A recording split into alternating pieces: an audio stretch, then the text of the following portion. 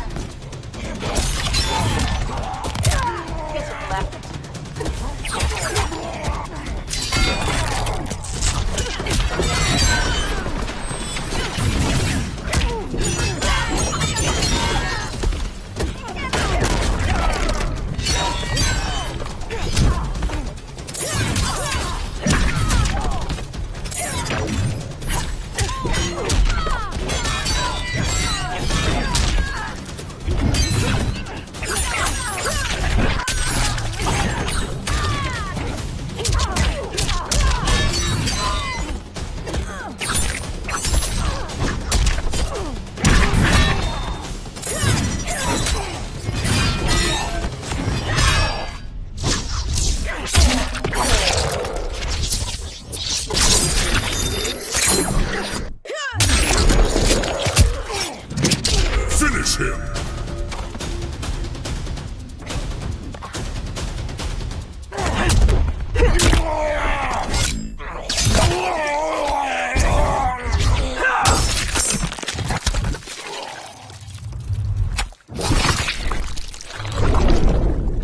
Fatality.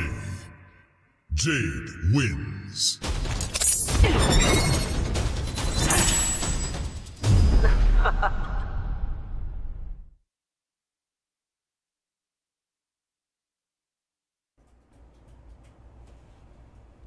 All right. There it was, Jade. Yes? Awesome. Excitement? Yeah, super excited. Now, Steve, we've created a little thing for you. Okay. I don't know if you've seen it yet. It's now time for Steve's Lore Minute. Well, my lore minute for this one will be that while she is an excellent combatant, Jade is also a spy and assassin, and she can eliminate targets without even doing the dirty work herself. For example, she once sprayed Tanya with a jar of Tarkatan essence, and the Tarkatan horde mauled Tanya and tore him apart. So Jade didn't even have to touch Tanya, and she killed her. That's how much of an assassin she is. Totally hands off. Yeah. Awesome. Very sneaky. That's smart. Mm-hmm. So, yeah, and that was Steve's lore minute. Steve's Lore Minute. We need some sort of theme song to go with We that. do need a theme song. So let's talk a little bit about Jade real quick before we get into the gameplay and explaining how Jade works. Derek, Yes. you worked a lot on Jade. Yes. So kind of walk me through, and the fans, what your idea was. Like, how did you want Jade to play in Mortal Kombat 11? Sure. So the thing that is always important to me when doing a character is making sure their personality comes through. And with Jade being an assassin and like the royal bodyguard of Katana, like she basically always had to be strong and show off basically that she's better than everybody, and just give her that persona and personality that she can just mess you up at any time. Almost a strong swagger type of feel to her. Absolutely. And we try and put some of the swagger in at the end of her combos and special attacks. And the other thing is she's got to be sexy, right? Like the movement and the fight styles all got to flow together well and be acrobatic. That's just kind of how I like to do characters. And of course, it wouldn't be possible without the design team. You know, Nick Nicastro, Belpani, everybody came together to make this character, to bring her to life. Yeah, there's dead. There's almost a dancer's flow. Yeah. In a way of how she moves gracefully, using the staff to like almost move her around. Oh yeah. In like a low version of like a pole vaulting sort of like. So that's really cool how she wisps around, but is also super powerful, fast. Yeah. And you don't expect it coming. Everything to me is kind of like a dance when it comes to these characters, for sure. One thing I really love that you guys did is she uses her teleportation all the time, not just for teleport moves, but at the end of her shadow kick, her throw. Like, when she can teleport around, she does. And I think it's a cool mobility thing that it doesn't have a functionality, it just looks really cool. That's personality. Yep. Yeah, I was going to mention, I actually thought the exact same thing, is that like, you're not pushing like down, up to teleport. It just adds flavor to how she plays, and she's always visually everywhere else. Like, I just looked like a weird 80s magician there. And yeah, her level of sass is like off the charts. Even the stuff like her end around taunts and, like you said, after her throws, the way she catches the glaive and stuff, it's great. Yep. Everything's Absolutely. precise with her. You had something, because you and some of the QA team, Ken and such, and Rigo put together the trailer. There's something you want to talk about the trailer. There is a tribute to UMK3 in there. For all you people that grew up playing the arcade version, the AI, there's a little tribute in there. If you can figure it out and if you appreciate it, tweet me, because I'm excited about it. And so far, I'm 3 for 3 of people noticing it. If you know what I'm talking about, and you also hated it about that game. Very nice. Awesome. So I think we should get down to the business. Before we go to the gameplay, let me explain something real quick. You know, still building the game, still polishing everything up to get it out to you all. So we have the little boxes that have the icons in them. Yes. We're polishing those up. Those not in the current build right now, so you'll see white boxes, just so you know. Always a work in progress, still working on things. As we say every time, and it never matters, damage is changing, all that stuff is... Frame data, damage, hit reactions, anything could change at any time. Right. So that all comes in the balancing of the characters. Right. So you might see something like, oh my lord, 40% damage with one hit. Well, that would be a mistake. That's That probably would not. That would probably be a mistake. probably will not be like that in the final version. Sure. So let's, Steve, Derek, take it away. Let's take a look at how Jade plays. Well, the first thing is, this is kind of a reoccurring theme, is she's never used her staff more. It's a lot of her moves now use the staff. She does a lot of moves where she uses the staff along with punching and kicking. She uses it. She also uses her glaive more in a lot of her animations. You can see in her throws. Yeah, I wanted to make sure all of her weapons kind of came through, right? Like, she's had these things for decades now. Right. And you'd often see her using them like 2 different moves. And Right. as I break this game down, the more I would play it over the last year, it always struck me the range of the characters is really strong because of their weapons. And it kind of occurred to me, this is essentially a weapons fighting game in some ways with a lot of characters. Like, it's way more of a ranged game than we've previously seen in MK. Like, you can see her down 2 is awesome. It's one of my favorites to use in the game. It definitely covers a lot of... Yeah, it's a very, very good move. So I'll go over just a few of her normals that I think are core. I think her back 2... The wiggle stick. Yeah, the wiggly stick is extremely fast, multiple hits, really easy to, you see it, hit confirm it into a special move. Good damage. It's an awesome whiff punisher. Oh yeah, and I mean it's definitely there to keep the distance, right? Exactly. Like I have this much space at all times. When she's hovering around this range, if you think you're going to hit a button or whiff an attack, you're in a lot of trouble. Yep. It is a high, so if they do like a down 4 under it or they can duck it, it's going to whiff, but it's awesome for controlling this upper level, like chest area space. There's some really incredible stuff just with how the staff moves. Like, the animators, like, just a lot of the moves that the staff makes, the little just micro moves are so visible and cool. Shoutouts too to the audio team. I love the clank, clank, clank her staff moves make. So another one I wanted to show is her forward 2, which is a big long-range overhead. This is actually relatively slow. It's over 20 frames, and I think if you're really looking for it, you can see it. But if you're not ready, if you're crouch blocking for other reasons, you know, you think she's going to down 4 or whatever, she can hit you with it. Yep. She's not going to get a pop-up. She's going to have to just do the full string, or she's going to have to just commit to doing the shadow kick. But it's a pretty good overhead with a lot of range. And I think it kind of complements what you were saying about her back too. Right. Like a lot of times I'll kind of hover around this range, they're looking for this, they're focused on that, and she can just kind of dash up and throw, or do a jump in, and it's kind of a move that keeps you thinking at all times. She's like a mid-screen character. Exactly. Yep.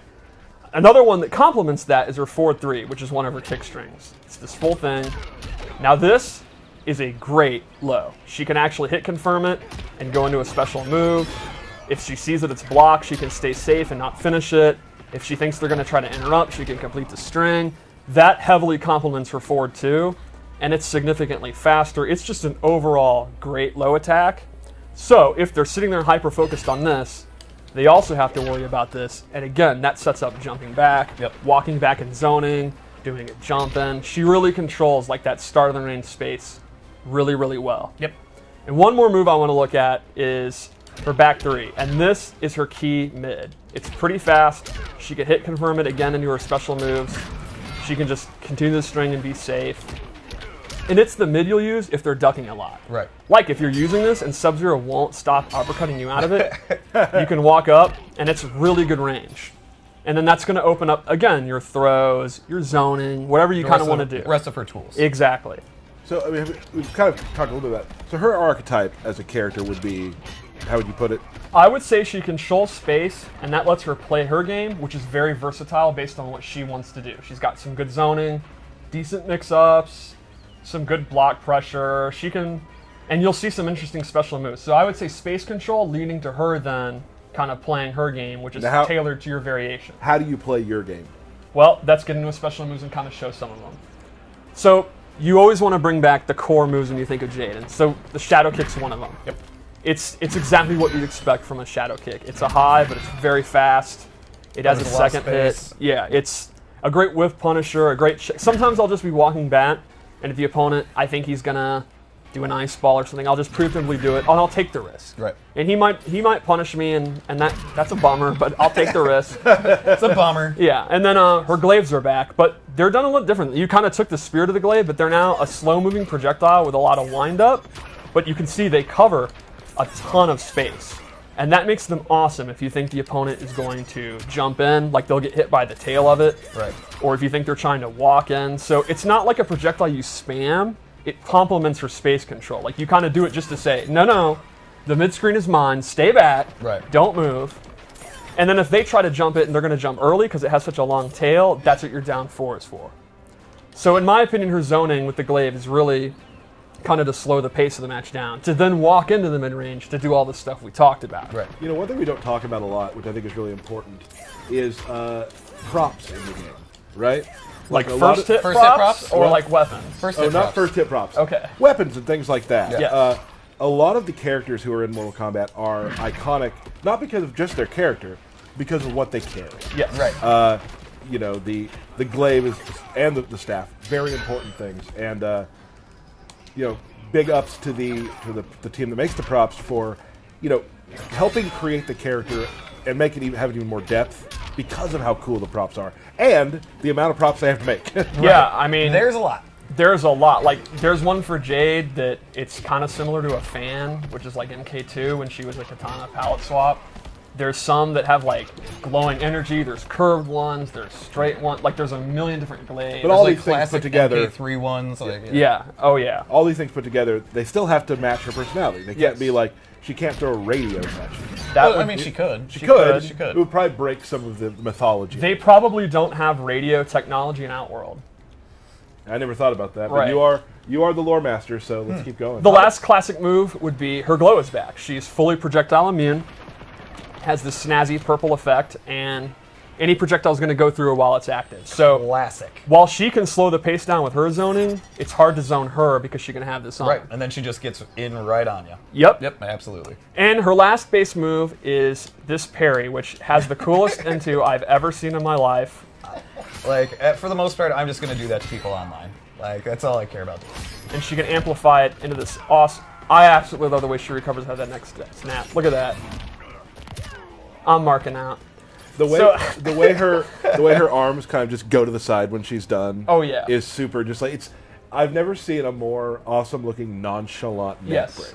It's effortless. True Yeah. story. I actually accidentally hit Aaron using a Japanese like wall scroll rolled up and pretending to do one of her normals. I accidentally hit him in the QA lab. Well, it's So let's go over some of the loadout moves I gave her. Right. I started with my personal one I like to use, which is a zoning variation. Yeah. And I know you like these ones too. So she has an all upglaive. about And if she meter burns it, it's great. She amplifies. She gets a second one. Right. This move dominates the air. Yes. If you want to jump, if You you're can't. you are in a lot of trouble. And they stay up there for a while too, right? So I mean, Oh, it's yeah. like you're being pushed down for And quite some time. She's not controlling them, so she's free to do these, and the arc is automatic. And then if you're hit, you can see you get a big hick reaction. You can go for shadow kick and stuff like that. Yep. I love this move. She also has an air glaive that goes straight down, and that's a double one. You can use this to fake out jump ins, to jump back, and if they whiff a normal, you do it. It's To stay in the air longer. yeah, exactly, to go over ground pounds or whatever. And then the last move in this I also really like is a extremely quick low projectile. The Adinian Spock. Yeah, this is a brand new move, and I think it's great again for space control.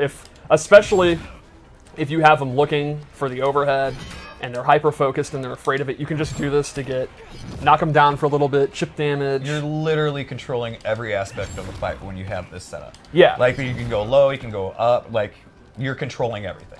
Stream chat was confused. Aaron Davis from Yes. QA. Yes. Not Yeah. another Aaron. Yeah. Yeah. Dizzy, ex-tournament player Dizzy.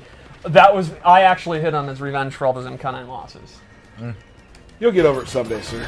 One other move would be her staff spin. I forgot about that. Yeah. This is just a great combo ender. In the corner, you actually get a combo. Normally, she's not really a combo character. For all her space control, she really isn't opening up with these huge combos. She just kind of ends in a special move. But in the corner, because of that staff spin, she can. Right. Like a lot of times when I have someone in the corner, I'll mix up her overhead or her low and go into throws when they're looking for it, and she'll actually get that 30% combo. So the staff spin's pretty cool. Mm-hmm. Awesome. I just like it for the additional damage, right? Like, you just add that to almost everything. It's no reason not to do it, and it also has amazing audio and looks cool. Yeah, absolutely. Before we keep going, let's talk real quick. What do you do against Jade? The main thing against Jade would be don't freak out, walk your way in, pick your opportunity. If you think she's going to do the low spark, you get a free jump in. And while you're going to eat it down too, it's not the end of the world. Because her combos are going to do less than your combos, because she's not really that much of a combo character. Like if she's fighting Baraka, she's going to zone him out, but if he gets in, he's going to do a lot more damage than her. Sure. The other thing is a lot of her good stuff is high. So it pays off to just duck, and again, she does have the back three, which is a great mid, but that's not going to lead to a huge combo. So it's kind of, the way you deal with space control is accept, all right, she's really good at controlling the space, but when I get in, I'm going to get going because our moves are on the slower side, and there's a lot of built-in weaknesses for when you're up close. I would say up close, she's okay. She can get the job done. But she wants to knock you back, basically, again, and continue her game. Right. And with the variation system, if you want all those zoning moves, you don't have a lot of the other moves we're going to show, which are pretty strong. Awesome. So this loadout, first off, I'm just going to say this costume is the greatest thing to ever be designed. I'm all in. This is why I like this costume. Is amazing. Okay.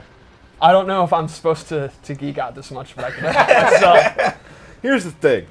Maybe you're not, but we all accept the fact that you're going to, Okay. and I sort of love it. Okay, so on this loadout, she is more rushdown based. If the zoning's not working out for you, she has a command run.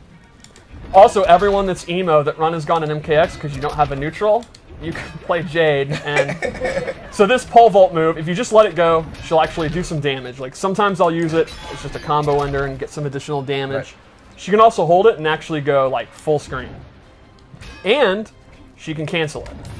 So she actually gets some pressure off this, like, and then she can go for a overhead, low mix-up, or a throw. There's not a lot of options to be like super plus on block, but it can catch the opponent off guard, and there's some like minor advantage she can get. It's pretty decent. Can I give you some props? Okay. The name you've given this version, It Ain't Easy, is pretty good. I think every MK9 Jade player is saying amen. Yeah. The other thing about this move is the meter burn actually hops up, looks awesome, and is tied to one of her crushing blows. The requirement for this one is kind of interesting. This has to connect from a very significant far distance, and it will actually trigger a very nasty crushing blow. Some good damage. The last thing we gave her on this loadout, and this complements her rushdown, is her old UMK3 and MK9 double shadow kick. Right. So this does the same damage as the other one. The main thing is it pushes them hella far back, and it does not reverse their corner positioning, which you were asking about earlier, and that's why I equipped this. So, for example, notice the other one, she would teleport behind. Correct. When I'm doing these corner combos now, they're still in the corner. So my personal loadout, this is one of my favorite moves to use. It's fun having 26 now years of moves to look at. Yes. To, like, now that you're able to create these characters, like there's so many homages to things of the past, and that's really cool to see. So let's do one more loadout, maybe? Let's do it. I'm a big fan of this costume, too. I'm a fan of all of these costumes. The game looks gorgeous. The characters look gorgeous. I'm also a super fan of the maskless version. That's what I use because her face is really cool, and I love her hair. So this one, we gave her... It is an ability, and it actually enhances her normal attacks, and she gains a whole group of normal attacks she can use, and they're all based on using martial arts with the staff at the same time. For example, she gains this new ender. She gains this one is absolutely awesome. And I think the coolest of all, this actually changes her sweep. And she gets the best sweep in the history of Mortal Kombat. Helladist. Can I tell you how fun it is listening to you talk about characters you're really into? This is the coolest thing ever. Now the next it's thing, a sweep. This is cooler than the last thing. No, this sweep is OD and beautiful looking. Yeah. And it has amazing audio. Can you show the swing again? The batters up, I'm going to call it? Yes, I love how she catches it. Oh, that's so cool. So those are our 3 loadouts I chose. There's still a couple more we didn't show. Yeah. Oh, I forgot. I forgot How the could best you forget string. that? Your favorite one. Yeah. Oh, yeah. Oh, and you don't have the bunk in any of these ones? Nope. Okay. There's still a couple. All right, we'll save those. You showed throws and such too, right? But we do have the fatal blow. Oh, right. Boom. Is it an overhead? It is not an overhead. Okay.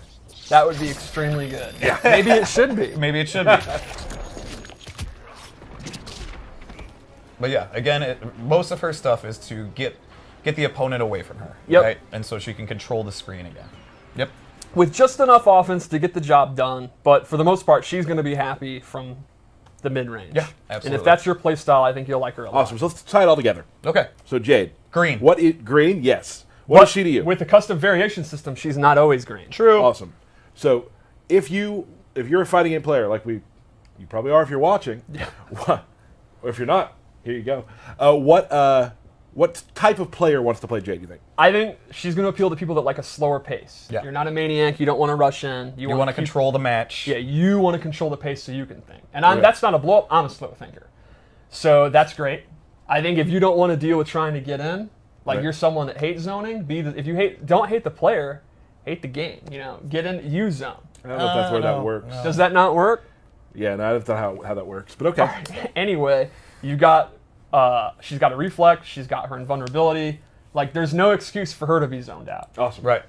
And then I think if you kind of like weirder moves like the parries and the run cancels, like the run cancels if you have execution, I mean you could make a loadout based on that. Just like I said with Cabal. So Right. I actually think if you like space control, she's pretty versatile and can do a little bit of everything along with the space control. Awesome. She's great. She looks great. It's awesome watching. And she's your main right now. Oh yeah. Awesome. I've played. I wasn't exaggerating about how all in on Scarlet. I'm like 9 out of 10 all in Scarlet. Jade just past the 10 out of 10. Awesome.